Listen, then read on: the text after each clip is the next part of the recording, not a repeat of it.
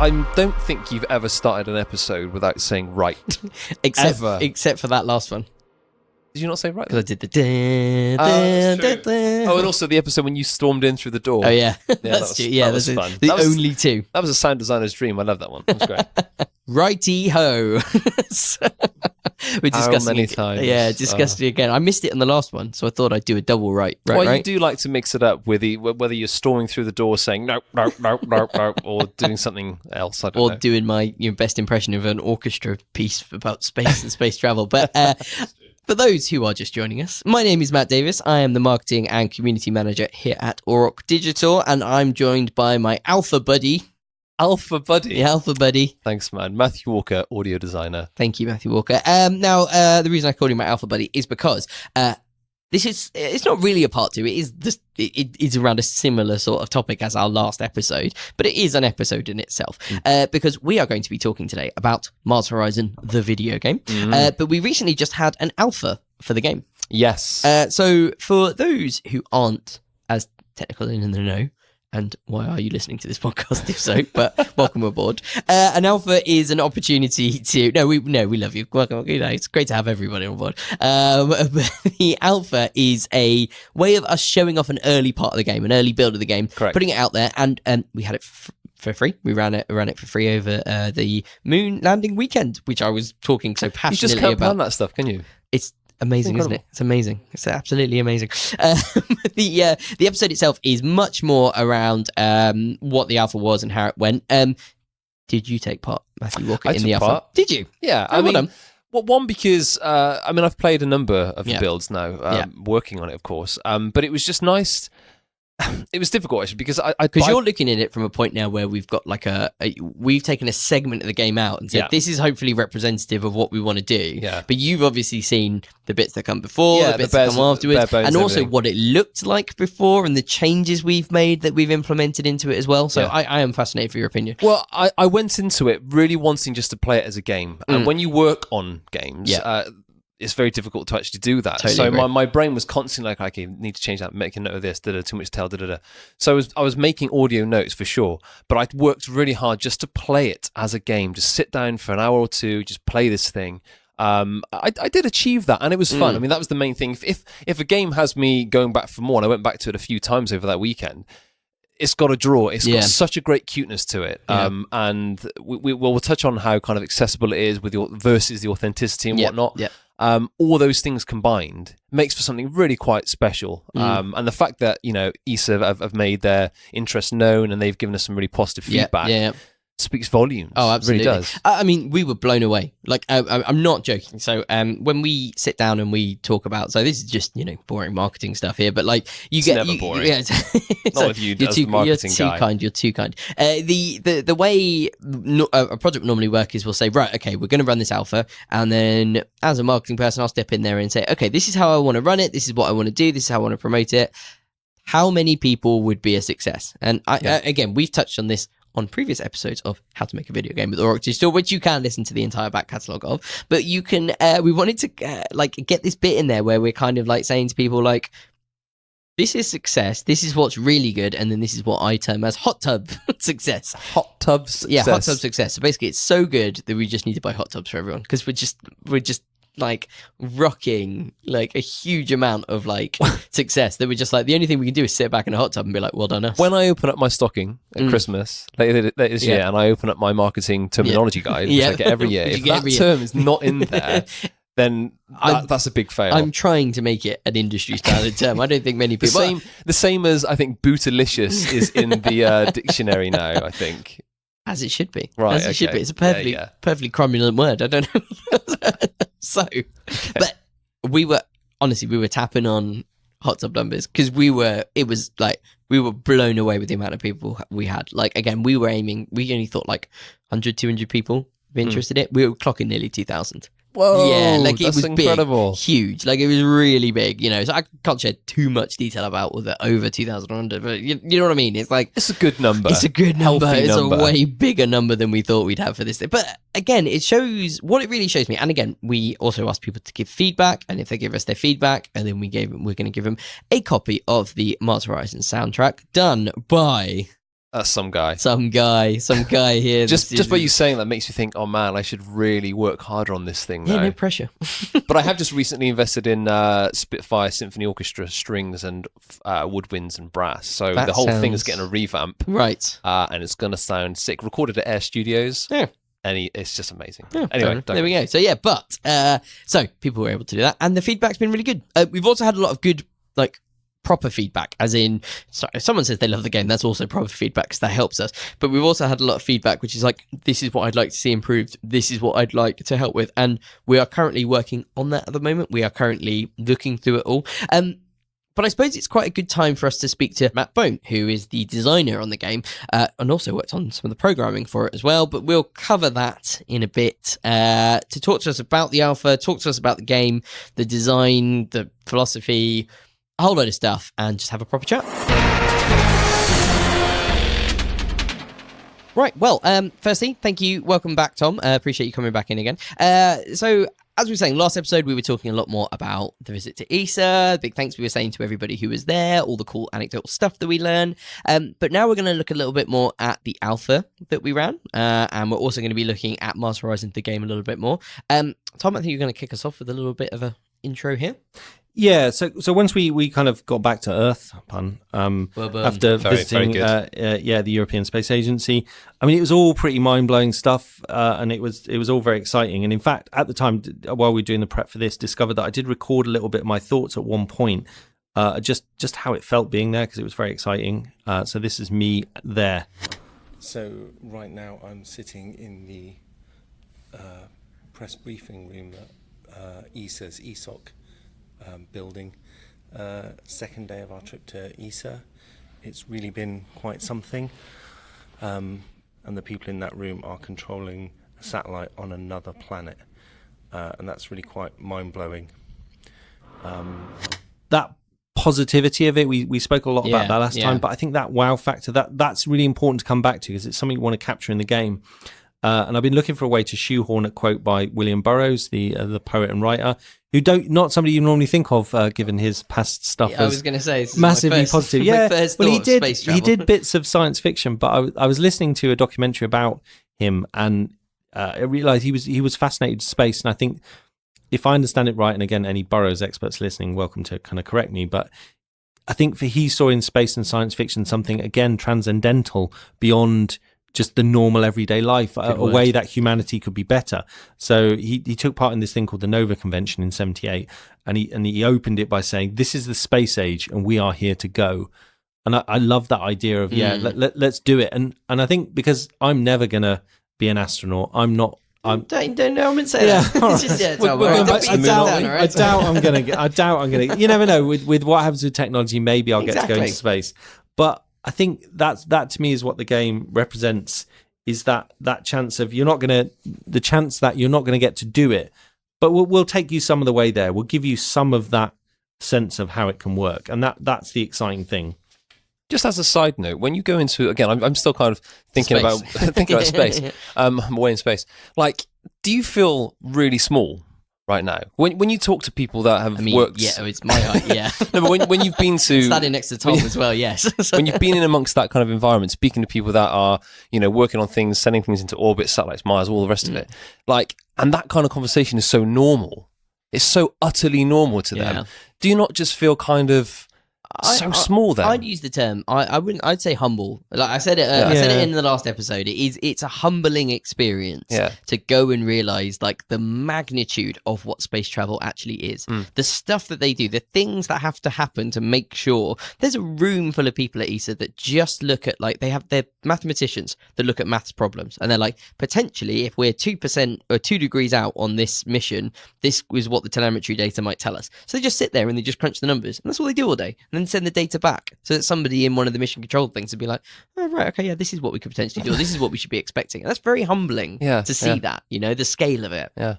It's I mean, it's so, I think, again, it's so affirming, and I think if we don't capture some of that affirmation, then we won't have succeeded in the game. I think the things that I want the game to capture, I want us to capture that authenticity. I want us to capture that sense of team, of mission, all these different skills and people coming together. I want us to capture the difficulty, though. Again, that in the previous episode, one of the engineers talked about space being a really unforgiving place. So that's why you need all these bright, driven people, because what you're doing is really tough. And I think, again, within the loop of the game we've got, you're not the astronauts. Plenty of people and incredibly brave people that do that, but you're the mission control. And I think I was reading a book called Encounter with Tiber, which is a 96 science fiction novel by Buzz Aldrin and John Barnes. And there's a little section that logical sort of, sideways movie. yeah. Well, it's a bit that jumped out at me. It's like, why are you doing the mission control bit? And there's a quote from the book there that says, normally because the hardware is expensive and the equipment needed for making decisions is bulky, heavy, and better located on the ground, the people on space missions don't so much make decisions as execute. And that leapt out at me because, again, that's exactly the kind of functionality that you as the player doing.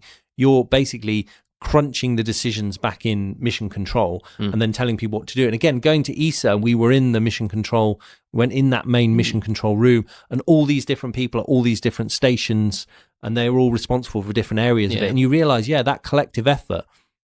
You've not just got one person going, I don't know what to do. What are these numbers telling me? Or these numbers look a little bit different. What should I do? That goes back to a whole bunch of experts who pore over those numbers, look at it and go, right, here's what we recommend you do. So some of the stuff that they talked about that's fascinating is one of the reasons they have multiple versions of each thing. So a lander, a rover, a satellite, they might have multiple versions of it because what they're doing is they test their orders out on one in the hangar first before they send the orders to the one in Mars. Yeah. Because if you're going to mess it up and do the wrong thing, you want to mess it up on the test model. Of course, yeah. No, it's so true. That's So true. so that kind of repetition of it. And again, nicely segues into what we were doing, which recently we ran our alpha. And I think this is a really good point for us to start talking about that, because the alpha was like, it's gone very well, it's gone very cool, and we'll come to that in a little bit. But again, it's taking that, the attempt that we tried to do with the alpha was to make that feeling replicated as best we could in the short time that we had. So I think we're going to go into a little bit more about what the alpha is. Okie dokie, Matthew Walker, we're going to have to come up with a new naming convention. Why is this, Matt? The reason is because we have got all the way down from Space Station Orok. Yeah, not next door. Not next door, from the outer rims of the Orok Empire.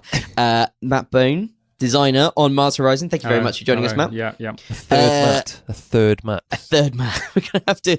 Again, we've been discussing what like nicknames and various other things, but we'll just try and hope that the tones of our voices cut through enough. I think they shall. Should we do like an introduction? Let's each say Matt. Okay, my name is Matt Davis. Matt Bone. My name is Matthew Walker. Well, it's quite lucky this isn't a visual thing, so we all look identical as well. Yeah, Not many true. people know this. Yeah. No, That's we have true. exactly most Matts do. Yeah, exactly. Yeah, Together. exactly. Yeah. But as the episode before, we were talking about our amazing trip to ESA, seeing all the really cool stuff that we saw when we were there. Science, explosions, rocket ships, all of the great stuff that we were learning about there. But we're very fortunate to have Matt with us today, because we're going to be talking about the design direction of Mars Horizon. So first and foremost, can you just tell us a little bit about yourself, like where you came from, why you're working at Orok, and the how you got into the role of this? So, yeah, I've got kind of a unique background in that I've got a degree in astrophysics. That's a lie. Which That's is not good. true. But also, That's legit. But also, You are legitimately an after that, I astrophysicist. decided, well, that's fine. And then how can I make myself less employable? So I decided to get a degree in English literature.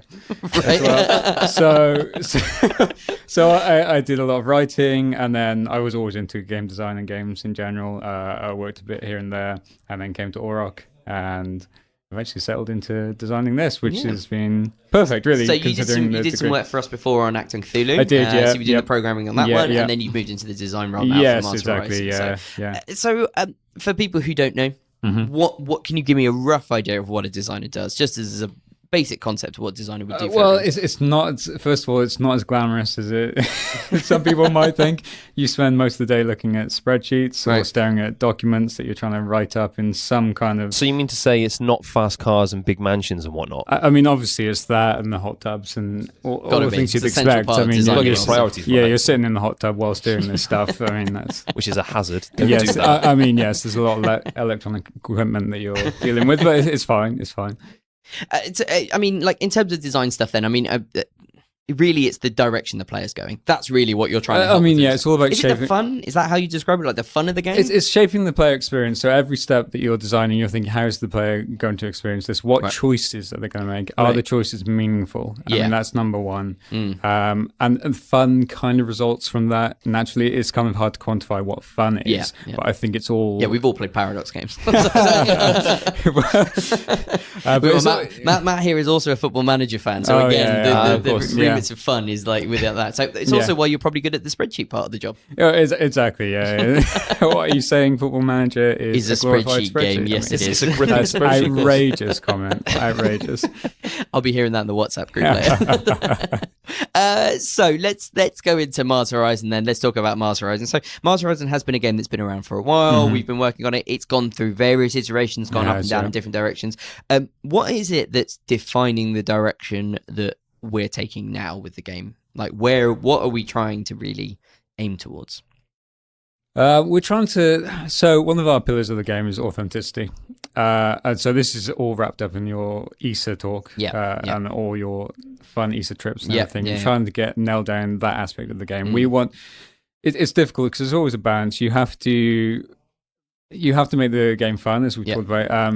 You always have to make an approximation of these things and gamify certain Yeah. things to make it fun for the player.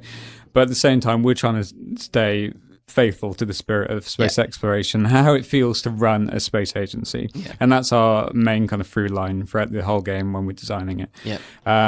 But luckily, I mean, space exploration and space agencies lend themselves really well to a game because the core loop is basically research new technology, Yeah. build cool vehicles, launch them into space, Yeah. and conduct space missions. I mean, that's pretty easy for a design I was point going of to view. say it's funny. It comes back to episode 2 of the pod when we were talking to Tim, and we were talking about how like when he was talking to his girlfriend about Megaquarium, and she's an fishologist or whatever the term I came up with. Fishologist. She works in an aquarium. Okay, it's like, that's and- not the official term. no, I was No, trying to come I up with see. one like a vexologist, Okay, but I yeah. couldn't find one. That What was face the did he same. pull when you brought up that word? He hasn't heard it yet. Oh, I see. Oh, you wait until he's left. When he's and then I said it That's- afterwards. So it's Right, like, okay, so- yeah, that's fine. But Okay. like what he was saying is that he sort of like only then realized when he was talking to her Mm-hmm. about parts of her job, did he realize that was like that could be fun, that could be part of the game, that could be this, that, and the other. Yeah. And it really sums that up again in that like when you hear from ESA and you hear from the Mm-hmm. stuff they do and like launch control aspects and Yeah. you know all of that sort of rolls itself up in this nice little neat package. It's funny because obviously they've helped a lot with the broad aspects of the game about how missions work, how they're planned, how they're managed. Yeah. And we can feed that into the game itself. But it's also, as you probably mentioned before, the little stories that make this thing. And that's kind of the key to having an immersive sim, I think. Having these human, relatable stories that you can throw up during the game that they're both authentic and just memorable. And it feels like, oh, this really is what it feels like to run these kind of space missions. So, can you give me an example of something like that would happen again? A bit of a spoiler, a bit of a teaser for Yeah. those who are interested So in looking at it. I bore the team to death basically because I'm always more interested in the narrative side of design. It's the English language. Yeah, exactly. So I've come up with this the narrative event system. And basically what happens as you're playing the game, these narrative events can come up saying a lot to do with like your astronauts or the race to space or the other agencies, and you react to them, make a choice, and these things are branching and chained. So it's quite interesting. Oh, cool. But it means you can get in a lot of the historical stuff and also a lot of the little stories that ESA have fed to us. Like a minor spoiler, so this is one of my favorite small events. Yeah. So originally when Russia sent up Sputnik, that broadcast radio signals as it went around around the Earth, Yeah. and anyone around the Earth could pick these up. And Right, there's a lot okay. of, by the way, conspiracy theories about what these signals were. Right, It was a okay, secret yeah, code yeah, around yeah. it. It wasn't. It was just a bunch Just of radio beeps. signals, yeah. Yeah. So there's an event that can pop up if you send up a satellite, the early satellite, and it will say something like, some school kids on the other side of the world, as part of their school project, have picked up your signals. And then you can react, say, oh, send some mission memorabilia or whatnot. And you get some nice little booster support. It's just a Yeah, nice right, little okay. event. Yeah. And then 30 years later in game time, another one comes up or can come up. Yeah. And it says, this famous science writer has explained how they were inspired towards Oh, their cool. career That's by nice. That's awesome. being a kid Yeah. and picking up radio signals Hey, from that's your awesome. early satellite. And then you get extra support from that. And that's the kind of stories that Yeah, I'm trying okay. to embed in this. I love that because I remember when we touched on Mars Horizon going back a season or two, Thomas said something about that. Like, I think you asked him the question of, what would be the ultimate goal for Mars Horizon? What is the legacy you want this game to leave? And he said something like, if I get approached by a child, or if I'm doing a talk or something, or someone says to me, they're not like an astronaut in 30 years' time. Yeah. Whilst on the I mean, that's Martian always the surface dream says, of anything creative. well, yeah, to inspire someone. but Yeah. then his point was, if they said to me, "Oh, when I was a kid, I played this game called Yeah. Mars Horizon, this little cool Yeah. little game, and that's what got me into space Yeah. travel." And Well, there's so many that's the same people, thing. so many people who've worked at who've worked on things to do with these and various other, and NASA and Roscosmos and stuff. So also they've been inspired by things like Star Wars and Star Trek, Yeah, and I mean, seeing this sort of stuff I happening. played Frontier as a kid, and that's what got me into space, and probably why I went the way I did. So, See, Donald Trump, all right, this is what happens when you play video games. You're inspired to do better things, yeah, not yeah. go off Right. and shoot Oh. people up, But right? we will not go there. yeah, Yeah, let's yeah. veer This is away a from that. political podcast, but it's very Taking my important. to spaceship just in the take other it- direction to Mars, which is different from the Which is moon, by the Mars, way. Well, what's that quote? The person who is the first to walk on Mars has already been born. Oh, that's nice. That's That's mad, So isn't it? somewhere right now they are just Someone's going to be on Toddling the around. Martian Okay. surface. I mean, that's what And the it's game's not about Matt as well. Damon. And that's what the game's. So you nicely tied that together. Thank you Yeah. very much. A bit of a pro in this way. So here's a secondary question. So how do you? Very cool to add that narrative linked together with all this other bits and bobs. But how do you deal with that in stuff that hasn't happened? Because obviously you've got historical basis to Yeah. work off and such and such. Yeah. But obviously we're dealing with a near future. We're dealing with the questions and the problems that ESA are facing today. Like they are. So this is it. So this is the kind of two aspects of the game. It's kind of like historical, not recreation. It's like an alternate Yeah. history. So you can beat Russia to launching the first human into space. Right, yeah. You can beat Russia and land the first human on the moon. Yeah. And stuff like that. So you're kind of recreating history there, but it's all based on historical Right. events. You'll get the historical payloads like Apollo Yeah. and Voyager and all Yeah. stuff like that. Yeah. So there's that aspect of the game. But you're right, because it is called Mars Horizon. We are aiming towards getting the first human on Mars, and it's kind of future tech, but it also exists.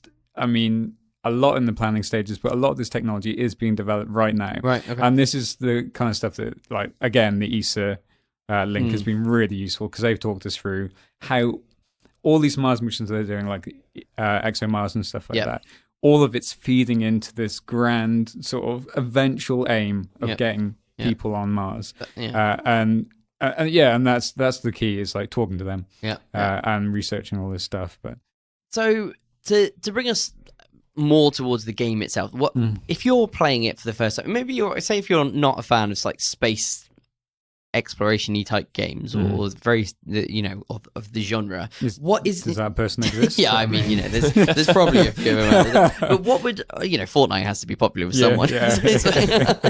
But like what is it that's quite interesting about Mars Horizon that would make you look at it and be like, or is this just for hardcore space people? No, the thing is, one of the key aspects of the game, I think it's very accessible. I don't think you have to be into hardcore strategy at all to find this easy to get into. I think it's very easy to pick up. Yeah. And hopefully there's still the depth there to please both sides, but I think it is an easy pickup. Build rockets, fire it, do your missions.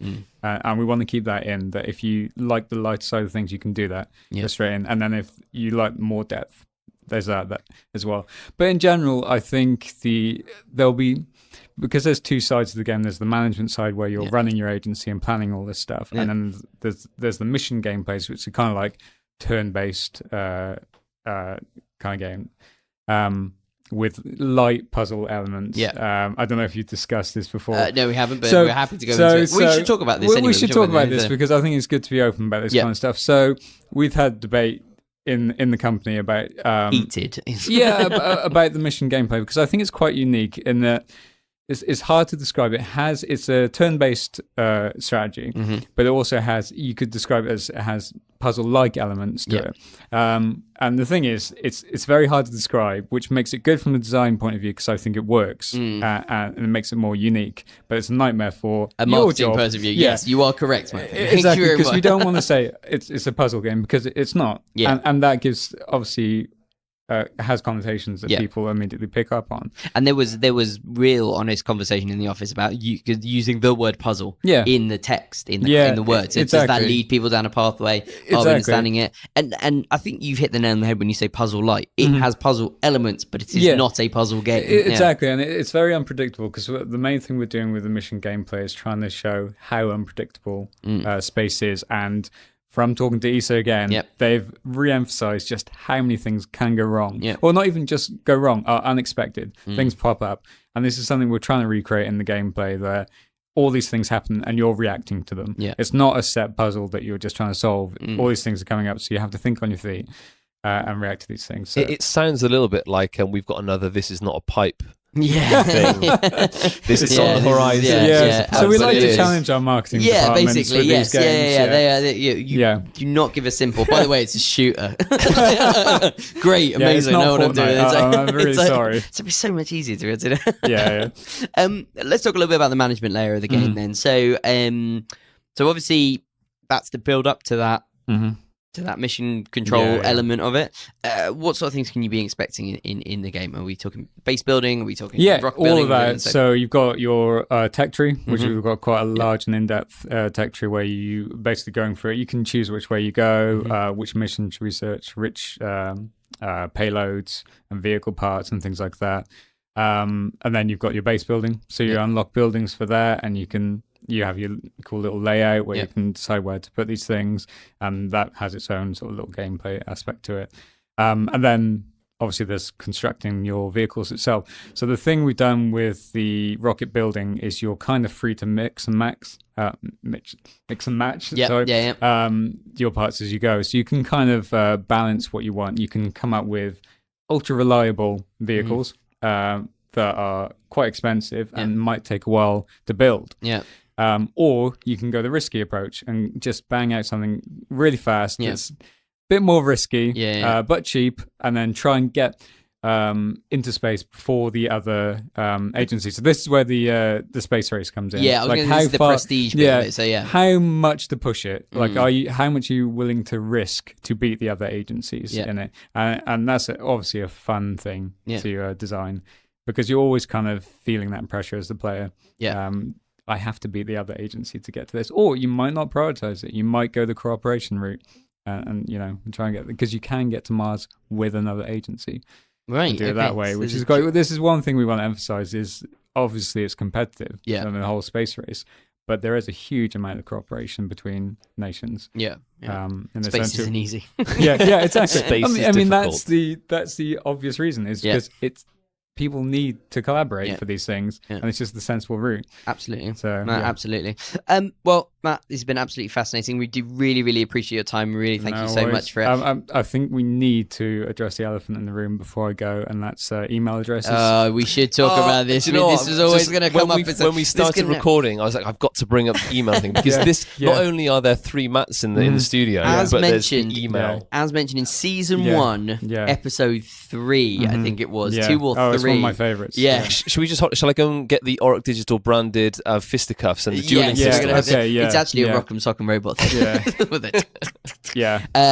Now, for those who haven't heard, insert tense music. There is some tense music going here because Matt Bone started in the organisation in 2 years ago. 2 years ago. Matthew Walker started in. Well, I started working with Auric in I think 2013. 2013. I started a year ago. We get given email addresses here at the company. Music intensifiers. You need to email anybody. It's very much like, first name at Auric Digital. One of us in this organisation does use their email. quite regularly. Yeah. One of them probably doesn't even boot it up first thing on the thing. Now, I tend to ignore it. I love how honest he is about that. Now, So I'm not going to lie. Now, Matt Bone has matt@auricdigital.com, which feel free to send anything to. Yeah, I'm yeah. encouraging Hate all mail our is listeners fine. to sign it up for anything, because I have had to take Matt Davis, and it is a crime. I mean, it's a burden you've had to bear. It is a since you've burden been for a whole here. year. I mean, I might leave. Yeah. So, it's getting so bad. But I'm glad we addressed it, because I think that is important to get that out of the air. I mean, there. what happened with Matt Walker, though? I mean, That is why, a good question. Why didn't you go for Matt? I didn't really get a choice. I think I was just at some. Did they say at the time, we're saving the Matt for like the next? We're saving it for someone a bit man. more important. No, I don't know. I mean, I was just flattered to get an email address, to be okay, honest. I yeah, mean, that's how that's humbling that's it number really one, was. to be honest. Yeah. I wasn't competitive, but it's like, Just you know, like having a job. Have an Auric It's Digital nice. email addresses. I want that on a T-shirt or something. I'm happy with that. You know, it was like receiving a hug Yeah. or something. Yeah, but it does. Cut you Don't to get me the wrong, core. like it cuts deep, and I yeah. want to He's end going to both be of you lording right this now. over us for the next few Yeah, days. So yeah, I am keeping it though. on that end there. When you move on, Matt Davis, that is, he's going to start sending you emails. Oh, absolutely. Oh yeah, oh, Absolutely. Yeah, hey man. yeah, Remember what you could have had. yeah. This email address. Please reply to matt@auricdigital.com. Well, matt@auricdigital.com. Thank Okay. you very much for your Thank you very time. much. No, but I mean, again, a big thank you to everyone who took part in the alpha. Yeah. Big thank you to everyone who gave us feedback, because it is really, really helpful. And we as a company do thrive on this feedback. Like, it is, if you've ever done feedback for a video game or a project or something else, like, I mean, you may have done some for some rubbish companies that haven't looked at it, but for us, we really appreciate it. It is like really helpful. Like, it changes the way you view the game, changes the way you feel. It renews energy, renews confidence, or it will redirect you. Even if it's negative, it's still quite like, right, if there's an overarching view of why it's so negative, then we can change that. Yeah. We can do something with it. And it's like so many people getting it. I understand as well from a community point of view that a lot of people will say things and nothing gets done about it. But we're the sort of company that do things. So if you mention it and enough of you mention it, it's getting changed. I think if you're looking to really get into the nuts and bolts of the thing that you're making from a different perspective as well, you need to be open to that feedback. And Yeah. if you work with a closed door, you might be producing something absolutely fantastic, but it might be only fantastic to you and what Yeah. and your likes. You Yeah, know? no, I totally agree. You Absolutely need agree. to have that input from someone else who just sees it and plays it as Yeah. a game. Yeah, no, As a absolutely. gaming body, that's it. Absolutely. So, I mean, that quite neatly sums up. Oh, I today's absolutely episode, I would didn't say. prepare I think that we whatsoever. I think that's very, very good. Well done. That's a Thanks. good job. So, well, till next time. Yeah, sure.